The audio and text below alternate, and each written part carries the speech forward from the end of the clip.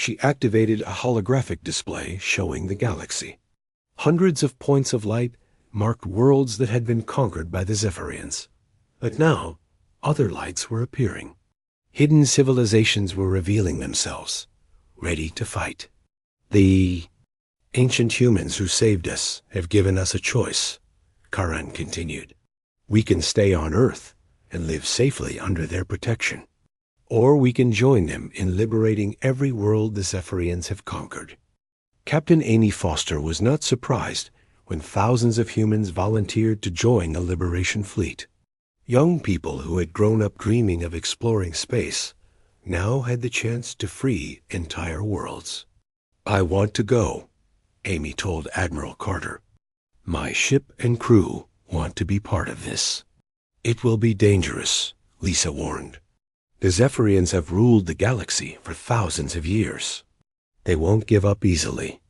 Then it's a good thing we have 12,000 years of preparation on our side, Amy replied with a smile. Dr. Ryan Mitchell was working with ancient human historians to understand the full story of what had happened 12,000 years ago. The cave paintings had only told part of the tale. The decision to sacrifice our civilization was not made lightly, explained an ancient historian named Dr. Ben Parker.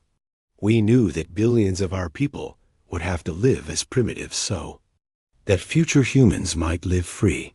It was the hardest choice any species has ever made. But it worked, Ryan said.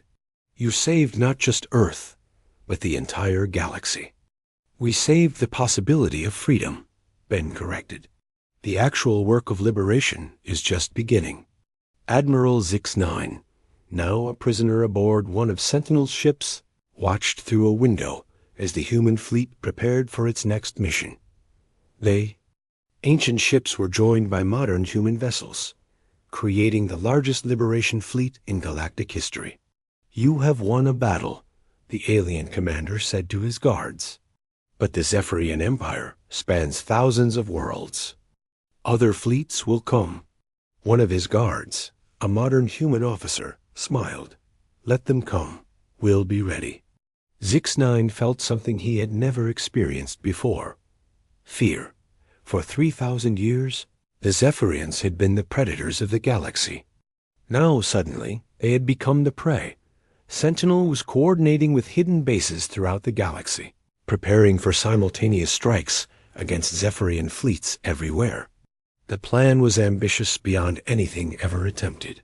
We will not just defeat the Zephyrians, the ancient AI explained to Earth's leaders. We will liberate every world they have conquered. We will restore every species they have oppressed. We will turn their empire of fear into a community of free worlds. Commander Jake Harrison watched from Aurora Prime as the first Liberation Fleet prepared to depart. Hundreds of ships, both ancient and modern, moving together toward their first target. Where are they going? Asked Lieutenant Sam Davis. A world called Kepler 442b, Jake replied, reading from his display. The Zephyrians conquered it 200 years ago. The native species has been enslaved ever since. And now they're going to be free? Jake smiled as he watched the ships disappear into faster-than-light travel.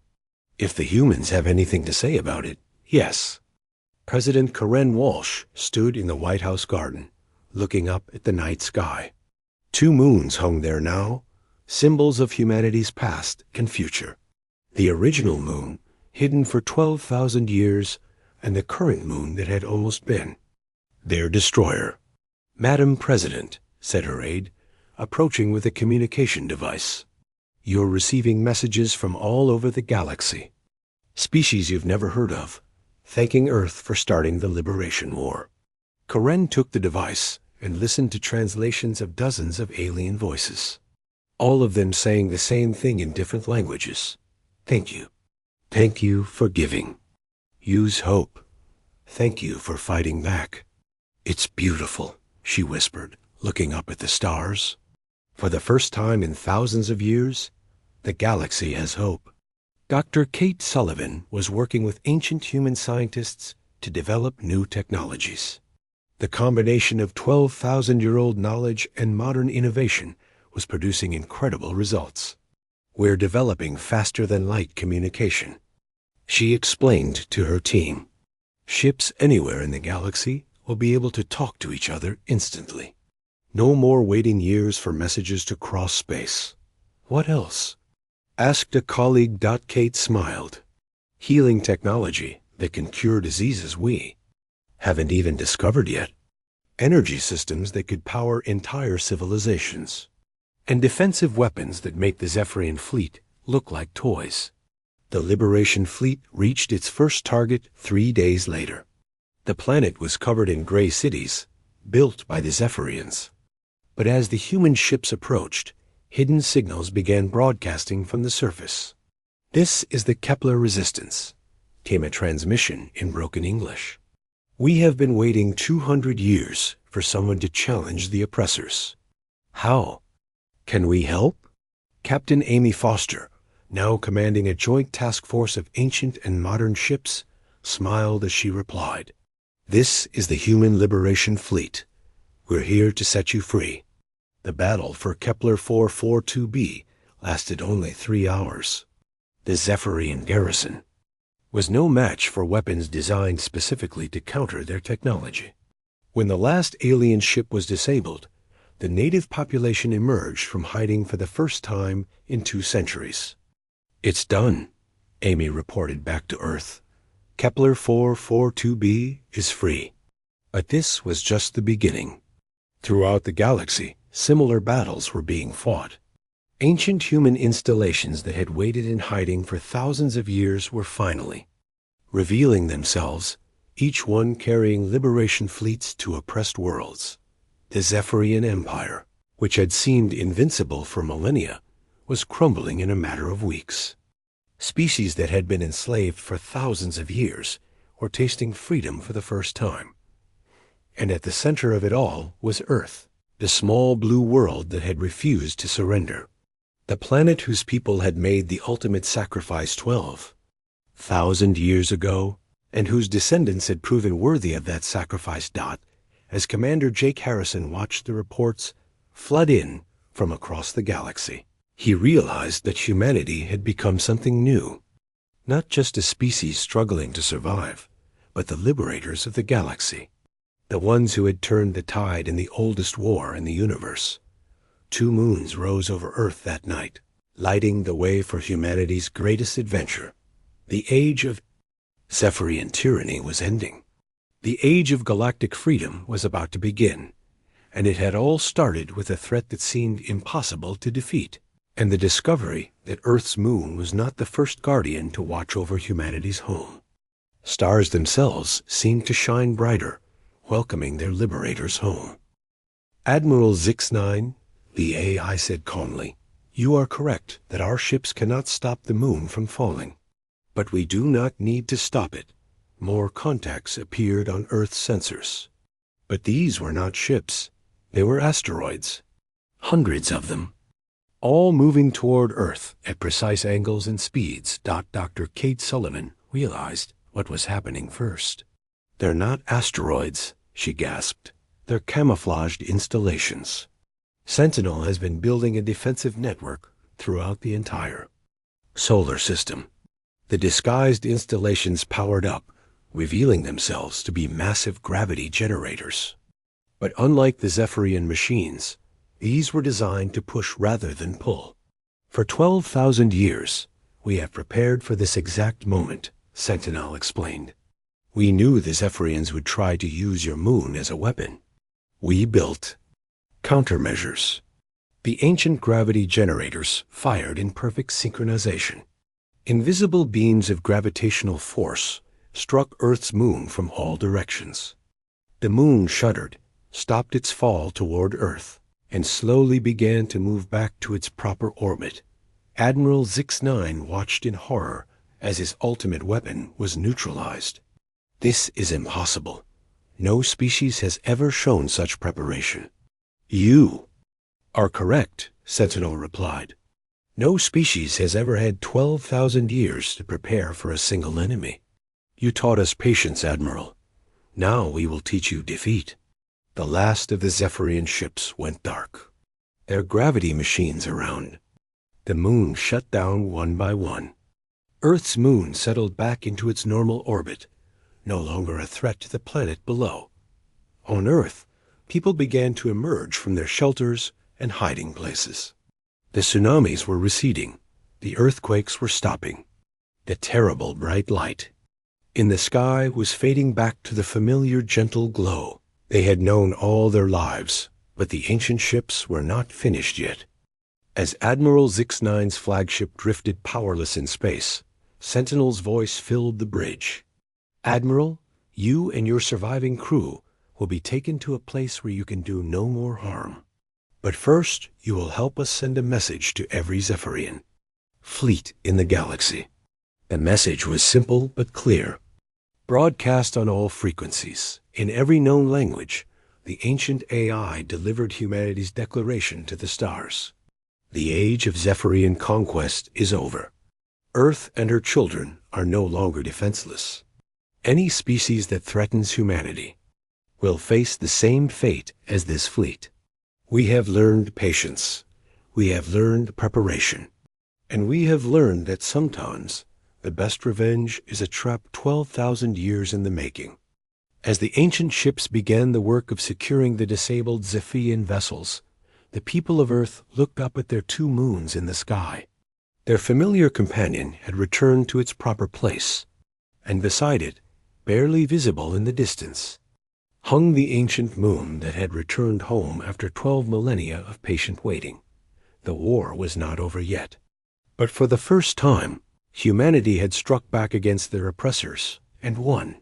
3 days after the battle, Earth was still cleaning up from the disasters.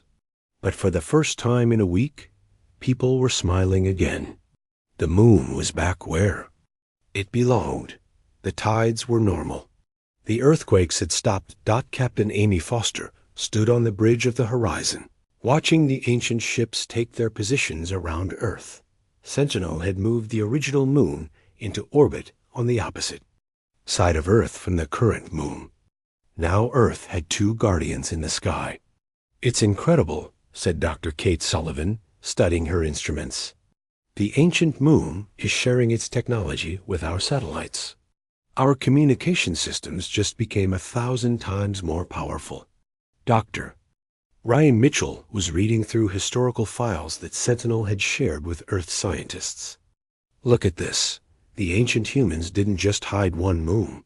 They left secret installations all over the galaxy. Automated systems that have been watching and waiting for thousands of years." President Karen Walsh was in her office, speaking with leaders from around the world.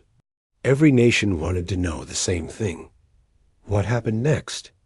"Admiral Carter," Karen said over the video connection, "what's the status of the Zephyrian prisoners?" Admiral Lisa Carter was aboard Sentinel's main ship, working with the ancient AI to process the captured aliens. "The Zephyrians are secure. Sentinel has placed them in holding facilities that will keep them alive, but prevent them from causing any more harm." "What about their ships?" asked General Pete Rodriguez. "We're studying them," Lisa replied. "Sentinel says the technology will help us defend other worlds that the Zephyrians have attacked. Apparently, there are dozens of species out there who have been waiting for someone to finally defeat these aliens." Commander Jake Harrison was still at Aurora Prime Station, but now he had company. One of the ancient ships had docked with the station, and humans from 12,000 years ago were working alongside modern humans. "It's strange," Jake told his crew. "They look just like us, but they're so much more advanced. They've been living on that moon for longer than human civilization has existed on Earth." Lieutenant Sam Davis nodded. "But they're still human. They still laugh at jokes. They still miss their families. Some of them are asking about what happened to the people they left behind on Earth." The ancient humans had indeed missed their home. Many of them were crying as they walked on Earth's surface for the first time in 12 millennia. They visited the places where their cities used to stand. They looked at cave paintings that told the story of their sacrifice, one of the ancient humans, a woman named Commander Lessa Park, spoke with modern humans about what life had been like on the hidden moon. "We never forgot Earth," she told a group of reporters. "Every day we looked toward our home and wondered if we would ever see it again. We raised children who had never breathed natural air or felt real sunlight. Generations of people lived and died knowing they might never return home." "But you never gave up hope?" asked a reporter. "Hope was all we had," Lisa replied. "Hope that someday our sacrifice would mean something. Hope that Earth would survive and grow strong enough to find us." Major Tony Brooks was working with Sentinel to understand the full scope of what the ancient humans had built. The AI showed him star maps marking hundreds of hidden installations throughout the galaxy. "These are all human outposts?" Tony asked. "Built over 12,000 years by automated systems," Sentinel confirmed. "We have been very busy. Every world the Zephyrians conquered, we placed secret observers. Every species they destroyed, we recorded their final moments. We have been preparing for this war longer than most civilizations have existed."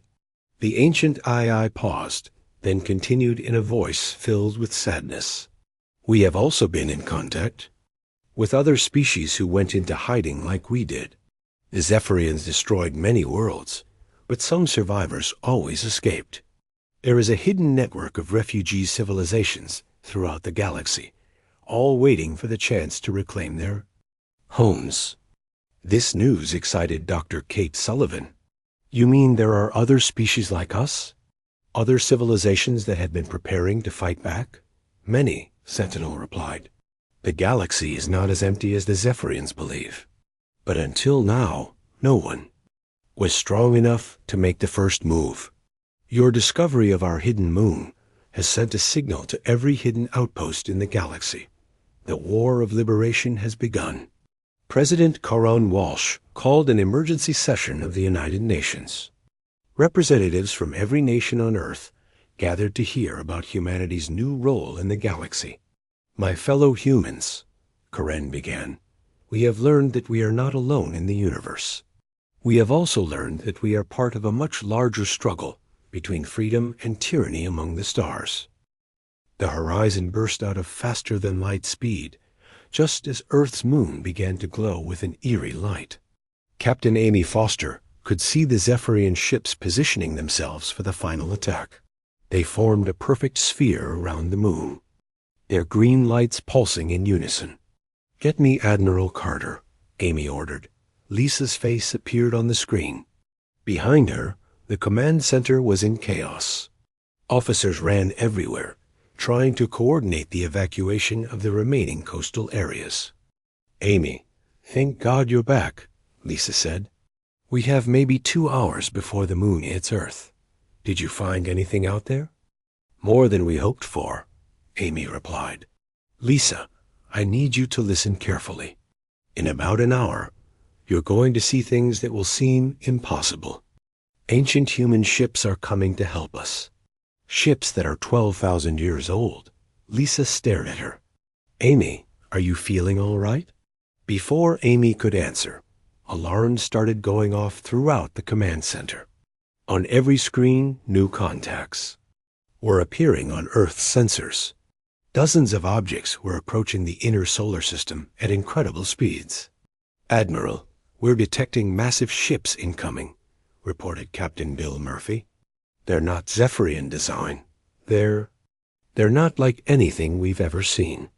The first of Sentinel's ships came into view. They were sleek and silver, shaped like elongated teardrops. They moved through space without any visible engines, silent as ghosts. Major Tony Brooks was monitoring the situation from Aurora Prime Station when he saw something that made his blood run cold. The Zephyrian commander's ship was scanning the approaching vessels. "They know something's wrong," Tony reported to Admiral Carter. "The aliens are changing their formation." On the main Zephyrian ship, Admiral Zix-9 studied the sensor readings with growing alarm. These new ships were not in any of his databases. Their energy signatures were unlike anything he had encountered in 3,000 years of conquest. Communications officer, Zix-9 ordered in his harsh alien language, "Demand identification from the unknown vessels." The response came immediately, broadcast on all frequencies in perfect Zephyrian. "This is Sentinel, speaking for the first. Human civilization. You made one mistake when you destroyed our world 12,000 years ago. You assumed we're all dead."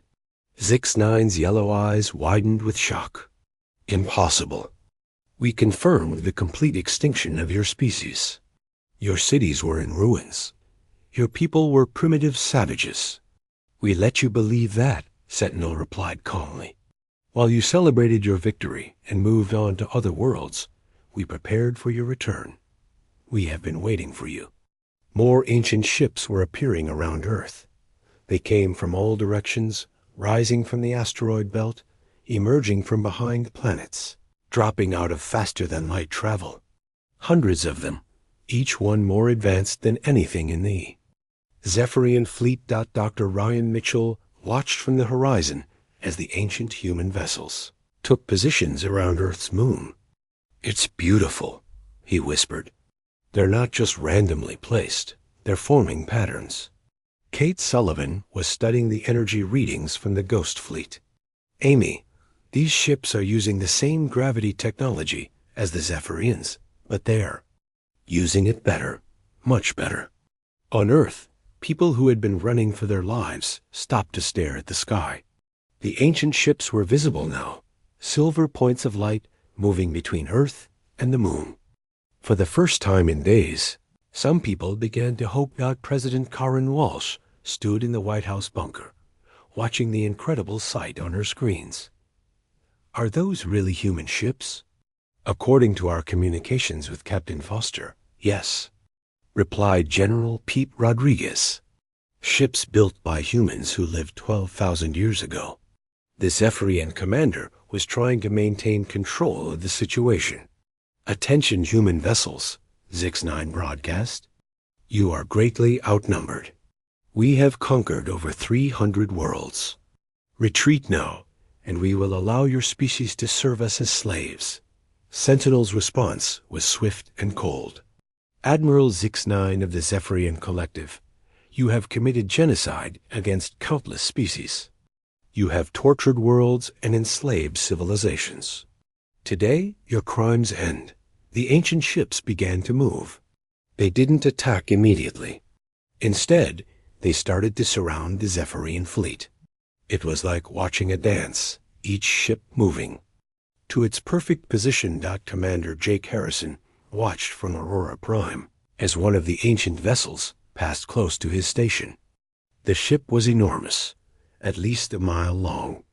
Its hull was covered in symbols that seemed to shift and change as he looked at them. "It's communicating," reported Lieutenant Sam Davis. "The ship is sending us technical data, instructions for integrating our weapons with theirs." "How is that possible?" Jake asked. "I don't know, but our computers are accepting the data automatically. It's like our systems were designed to work with theirs." All around Earth, the same thing was happening. The ancient ships were linking with human military installations, sharing their technology, preparing for a coordinated attack. Admiral Zix-9 realized that his fleet was in serious trouble. These ancient human ships were not just more advanced than his vessels. They were specifically designed to counter Zephyrian tactics. "All ships attack Pattern 7, he ordered his fleet. "Target the largest human vessels first." The Zephyrian ships opened fire with weapons that could vaporize mountains. Beams of purple energy lanced through space toward the ancient human fleet, but the human ships were ready. Energy shields flickered to life around each vessel. The Zephyrian weapons hit the shields and simply disappeared, absorbed harmlessly. "Impossible," Zix-9 hissed. "No species has ever developed shields that advanced." "We had 12,000 years to study your weapons," Sentinel replied. "Every battle you fought, every world you conquered, we watched and learned. We know exactly how your technology works. The ancient ships began their counterattack. But instead of using energy weapons, they fired something completely different. Streams of silver particles that moved like liquid metal. When the silver streams hit the Zephyrian ships, something amazing happened. The alien vessels didn't explode. Instead, they simply stopped working. Their engines went quiet. Their weapons powered down. Their lights went out. "What are you doing to us?" Zix-9 demanded. "We are shutting down your ships without destroying them," Sentinel explained. "We have learned that destroying an enemy completely only creates new enemies from those who survive. We prefer a more permanent solution." Captain Amy Foster was coordinating between the ancient fleet and Earth's military when she realized what was happening. "They're not just defeating the Zephyrians," she told. "Her crew, they're capturing them." More and more Zephyrian ships went dark as the silver streams found their targets. The aliens had never faced an enemy that could disable their vessels without destroying them. They had no tactics for this kind of warfare, but the battle was not over yet. Admiral Zix-9 still had control of the gravity machines around Earth's moon. In desperation, he activated the final sequence. "If we cannot conquer your world, then we will destroy it," he snarled. "The moon will impact Earth in 30 minutes. Not even your ancient ships can stop that." The moon began to glow brighter as the gravity machines pulled it inexorably toward Earth. Even with the Zephyrian fleet defeated, the planet was still doomed. That's when Sentinel revealed the true scope of the ancient plan. Captain Amy Foster felt her stomach drop as the horizon jumped into faster-than-light speed. The experimental drive made sounds it was not supposed to make. Sparks flew from control panels. The lights flickered on and off. "Drive is holding steady," reported Lieutenant Joe Parker, though his voice was tight with worry. "We should reach the signal source in 6 hours." Amy looked around the bridge of her ship. Besides Joe, she had brought Dr. Ryan Mitchell, Colonel Pete Rodriguez, and Dr. Kate Sullivan. They were Earth's best hope, flying toward an unknown destination based on ancient cave paintings and old radio signals. "Any word from Earth?" Amy asked. Joe checked his communications panel. His face went pale. "The moon has moved another 2,000 miles closer. They're reporting tsunamis over 100 feet tall hitting every coastline. The earthquakes are so strong that buildings are falling down in cities nowhere near fault lines." Through the ship's windows, they could see stars stretched into long lines as they traveled faster than light. It was beautiful and terrifying at the same time. Back on Earth, Admiral Lisa Carter watched the disaster reports flood in. Miami was underwater. Tokyo had been evacuated. Half of London was flooded. The Zephyrian ships still surrounded the moon, their green lights pulsing like a sick heartbeat. "Admiral, we're getting another transmission from the alien commander," reported Captain Bill Murphy. The gray-skinned alien appeared on screen. His yellow eyes looked pleased with what he was seeing. "Humans, your planet dies beautifully.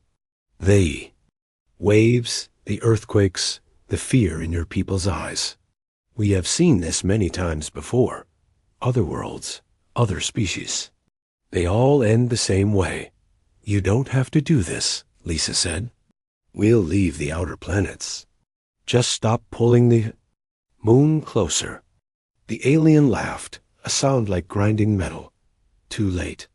We have decided that your species is too stubborn, too dangerous.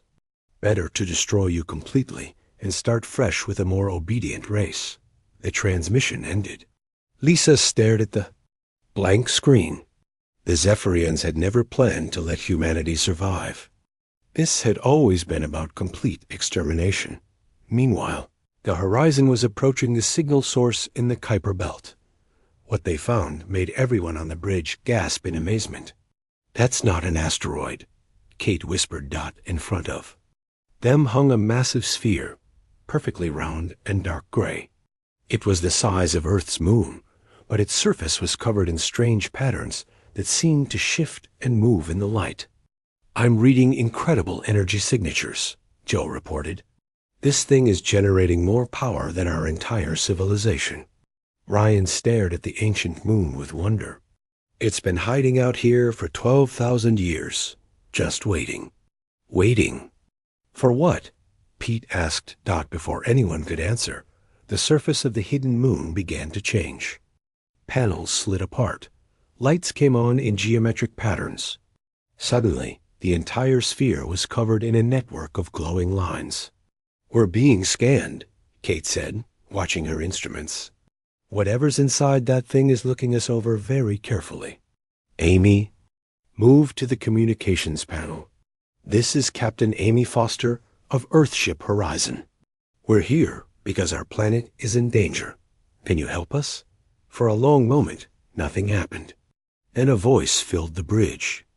It sounded human, but strange somehow, ancient and tired. "Greetings, children of Earth," the voice said. "I am Sentinel. I have been waiting for you to find me." "You're human?" Ryan asked in amazement. "I am what remains of humanity's first great civilization," Sentinel replied. 12,000 years ago, we faced the same enemy you face now. The Zephyrians came to our world with the same demands: surrender or die." The main screen flickered to life, showing images of ancient Earth, cities with impossible towers, flying machines that moved without wings, people working together on projects that defied imagination. "We were more advanced than your current civilization," Sentinel continued. "But even we could not match the Zephyrians in open battle. They had conquered hundreds of worlds. Their technology was older and more refined than ours." "So what did you do?" Amy asked. "We made a choice. Rather than surrender or fight a battle we could not win, we chose to disappear. We faked our own extinction and went into hiding."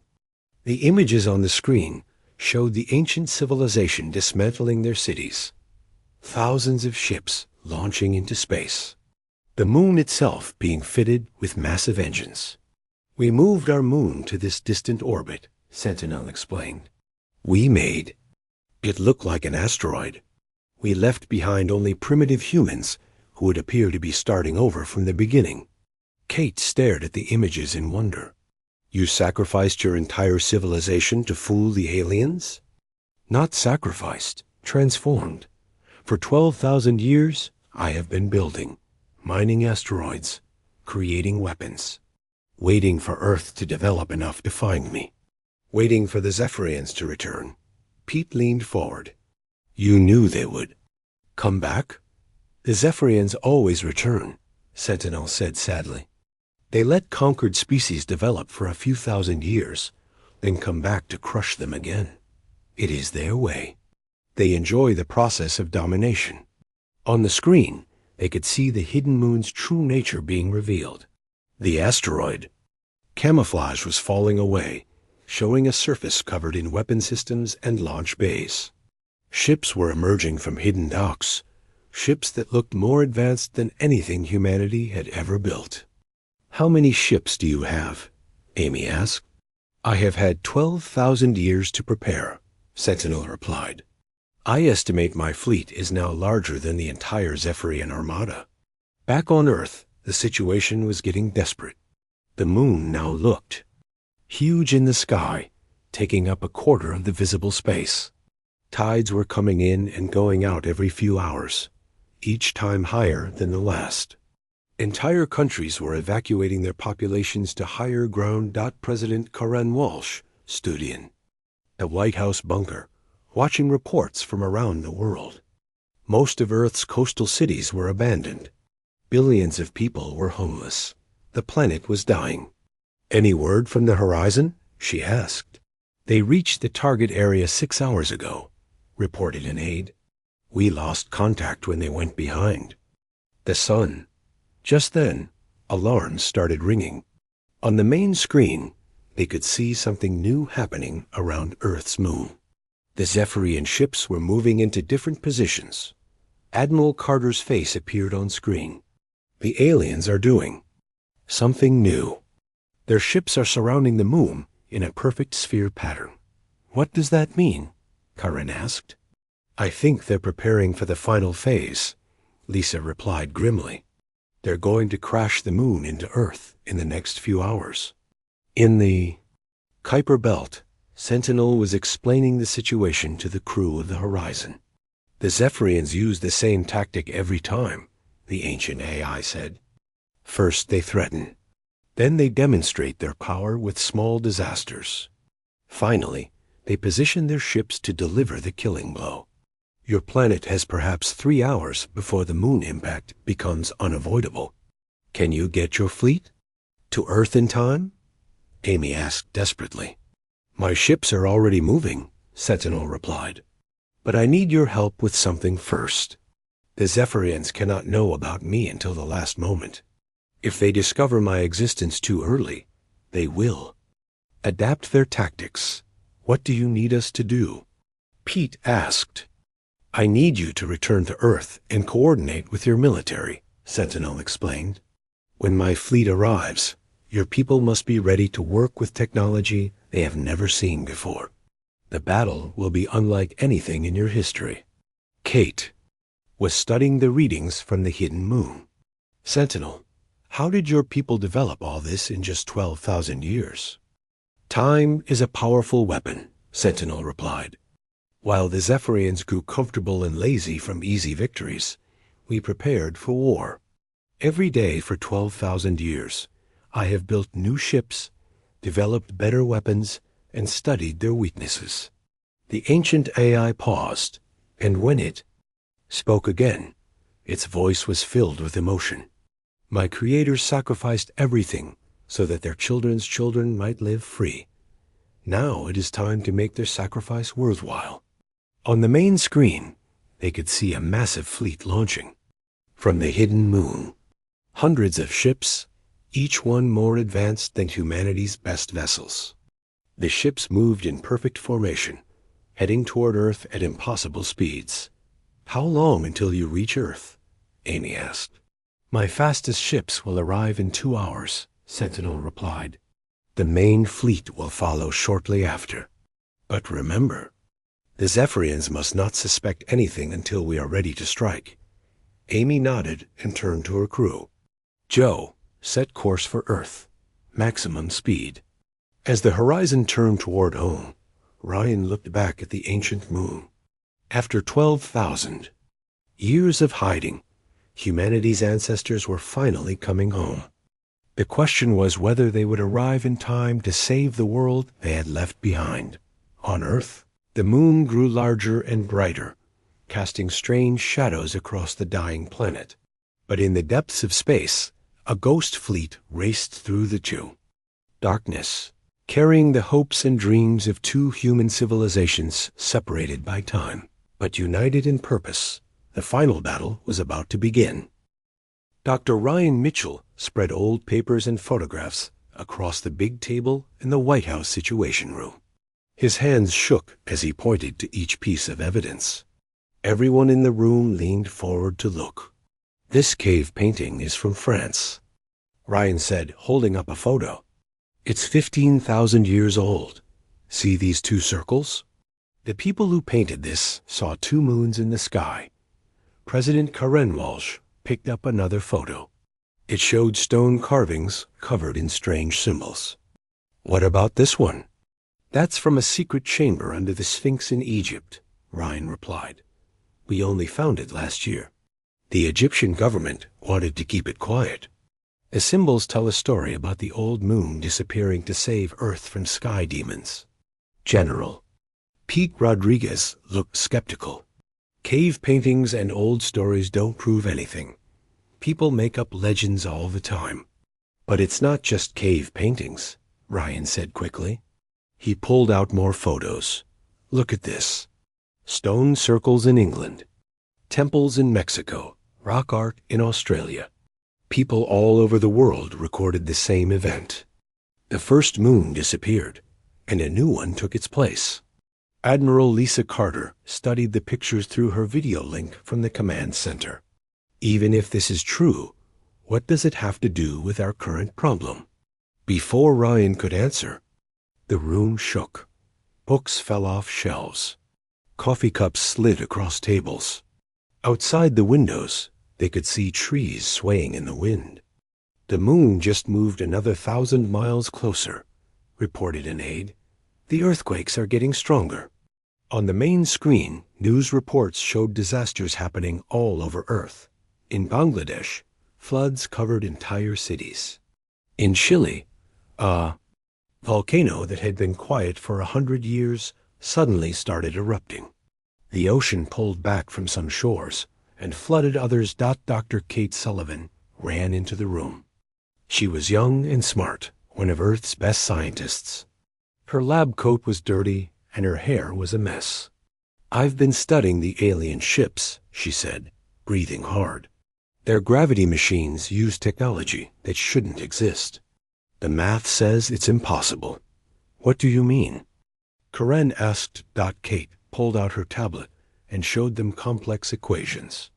To move something as big as the moon, you need incredible amounts of energy. More energy than a star produces. But their machines are small. They shouldn't be able to do what they're doing. "Unless they found a way to cheat," Ryan said quietly. Everyone turned to look at him. He was staring at one of the ancient pictures with a strange expression on his face. "The legends don't just say the first moon disappeared," Ryan continued. "They say it was moved on purpose, hidden somewhere safe. What if the people who hid it also learned how to move big things with small machines?" At that moment, Professor Ben Clark walked slowly into the room. He was very old, maybe 80 years old, and used a walking stick. But his eyes were sharp and intelligent. "You're talking about the Kuiper signals," Ben said in a scratchy voice. Everyone stared at the old man. Karen stood up. "Professor Clark? I thought you retired 20 years ago." Ben smiled sadly. "I did, but when I heard about the crisis, I knew I had to come. You see, I've been keeping a secret for 50 years. He sat down heavily in a chair and opened an old briefcase. Inside were yellowed papers and photographs from the 1960s. "In 1967, I was working for NASA," Ben continued. "We had just built our most powerful radio telescope. We were listening to space, hoping to find signals from other civilizations." He pulled out a graph covered in wavy lines. "We found something. Regular signals coming from the edge of the solar system. They weren't natural. They were artificial, made by intelligence." Kate looked at the graph. "These look like early satellite transmissions." "Exactly," Ben nodded. "But in 1967, we had barely put our first satellites in orbit. We didn't have anything that could broadcast from the Kuiper Belt." The room fell silent. Outside, another earthquake shook the building. Dust fell from the ceiling like snow. "The signals were weak," Ben continued. "We could only detect them when Earth was in the right position. They came from the same spot in space for 40 years. Then they stopped." "When did they stop?" Ryan asked. "In 2007, right when humanity launched its first deep space probe to the outer solar system." Admiral Carter's face appeared on the screen. Behind her, officers ran back and forth, dealing with the crisis. "Professor, are you saying there's been something out there sending signals for 40 years? "Not something," Ben replied. "Someone. And I think they've been waiting for us to develop the technology to come find them." Suddenly, alarms started blaring. Red lights flashed throughout the room. On the main screen, they could see the moon, looking huge and bright in the sky. It was so close now that they could see individual craters with the naked eye. "The Zephyrians are accelerating their plan," reported Captain Bill Murphy from the command center. "They're pulling the moon closer, faster than before." The alien commander appeared on screen again. His yellow eyes glowed with cruel pleasure. Humans, you have wasted precious time with your pathetic discussions. We grow tired of waiting. You now have 24 hours to evacuate all your colonies, or we will finish what we started. A screen went black. Karen looked around the room. At her advisors. They all looked defeated, but Ryan was still studying the ancient pictures. Something was bothering him. All the legends said the same thing. When the sky demons came, the first moon disappeared to save Earth. But how could a moon save a planet? Professor Clark, Ryan said suddenly. You said the signals stopped in 2007. But what if they didn't stop? What if they changed? Ben frowned. What do you mean? What if whoever was sending the signals realized we were finally coming? What if they started sending different signals? Stronger signals? Kate's eyes grew wide. The deep space monitoring stations. They've been picking up strange signals for years. Signals we couldn't identify. She pulled out her phone and made a quick call. After a few minutes, she hung up and looked excited. I was right. The signals are still there. They're coming from the same area of the Kuiper Belt, but now they're much stronger. And they're responding to our transmissions. Responding how? Karen asked. Every time we send a probe in that direction, the signals change. Like something is trying to talk to us. Ryan stood up and walked to the window. Outside, he could see people running in the streets. Some were trying to get away from the coast. Others were just running with nowhere to go. The moon hung in the sky like a giant eye, watching Earth's suffering. The legends say the first moon was hidden to protect Earth, Ryan said quietly. What if it's still out there? What if it's been waiting all this time for Earth to be in danger again? Colonel Pete Rodriguez, who had been quiet until now, spoke. Up? Even if that's true, how would an old moon help us? The Zephyrians have weapons we can't match. Maybe the people who hid the first moon also hid other things, Ryan replied. The legends don't just talk about moving the moon. They talk about the old people having great power. Power that the sky demons feared. Kate was already working on her tablet, running calculations. If something the size of the moon has been hiding in the Kuiper Belt for 12,000 years, it would have had access to unlimited resources. Asteroids to mine. Time to build. Time to prepare. The room fell silent as everyone thought about what she was saying. Outside, sirens wailed as emergency crews rushed to help flood victims. The ground shook again, stronger this time. Admiral Carter, Karen said to the screen. Do we have any ships that can reach the Kuiper Belt? The Horizon is our fastest deep space vessel, Lisa replied. But it would take weeks to get there at normal speeds. What about the experimental faster-than-light drive? Kate asked. The one we've been testing? It's never been used for a long-distance mission, Lisa said. It could work, or it could blow up and kill everyone on board. Captain Amy Foster's face appeared on another screen. She was calling from her ship somewhere in space. Admiral, I volunteer to take the mission.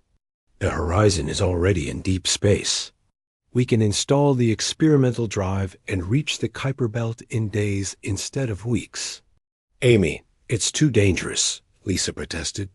More dangerous than letting Earth get destroyed? Amy replied. If there's even a small chance that something out there can help us, we have to try. Ryan looked around the room. These people were talking about risking their lives on an ancient legend, on cave paintings and old radio signals. It seemed crazy, but as he watched the moon growing larger in the sky, he realized that crazy might be their only hope. Jake Harrison pressed his face against the cold window of Aurora Prime Station. He could not believe what he was seeing.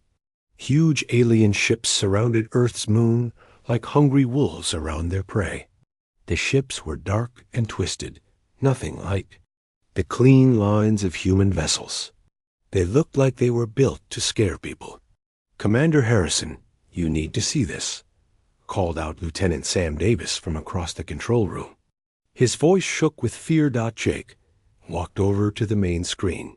The image showed dozens of alien ships positioning strange devices around the moon. The devices glowed with a sick green light that hurt to look at. "What are those things?" Jake asked. "Our scientists think they're some kind of gravity machines," Sam replied. "They're pulling the moon closer to Earth." Jake felt his stomach drop. If the moon moved too close to Earth, the tides would go crazy. Cities would flood. Earthquakes would tear the ground apart. Millions of people would die. Down on Earth, Admiral Lisa Carter sat in the emergency command center deep under Washington. Red lights flashed everywhere. Phone calls came in from every corner of the planet. All the reports said the same thing. The ocean was acting strange. Waves were getting bigger. The ground was starting to shake.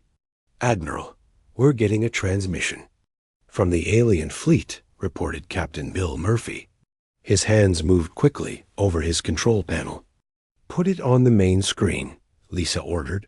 The screen filled with the image of an alien creature. It had gray skin like old metal and eyes that glowed yellow. Its mouth was full of sharp teeth that clicked when it spoke. "People of Earth, they," Alien said in perfect English. "We are the Zephyrian Collective. Your moon now belongs to us. We will crash it into your planet unless you do exactly what we say." Lisa clenched her fists. "What do you want?" "You will leave all worlds beyond your asteroid belt. Your colonies on Mars, Jupiter's moons, and the outer planets must be empty in 72 hours. You are babies playing with toys too dangerous for you. We will teach you your proper place." The alien's image disappeared. Lisa stared at the blank screen. She had commanded Earth's space forces for 20 years. She had fought pirates and rebels. But she had never faced anything like this. Across the city, Dr. Ryan Mitchell ran through the halls of the Smithsonian Institute. His lab coat flew behind him as he rushed to his computer. Ryan studied old things, very old things.